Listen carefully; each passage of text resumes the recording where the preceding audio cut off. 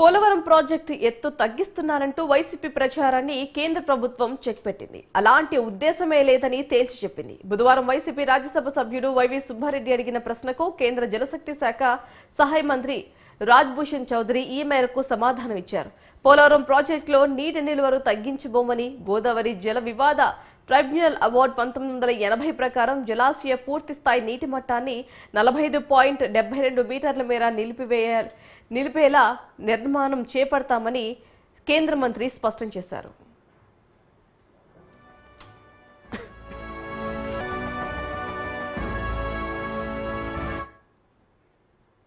నీటి నిల్వ సామర్థ్యాన్ని తగ్గించడానికి 55,657 కోట్లు సవరించిన అంచనాలను ఆమోదించడానికి కారణమేంటి అని వైవి సుబ్బారెడ్డి అడిగిన ప్రశ్నకు కూడా కేంద్ర మంత్రి సమాధానం ఇచ్చారు.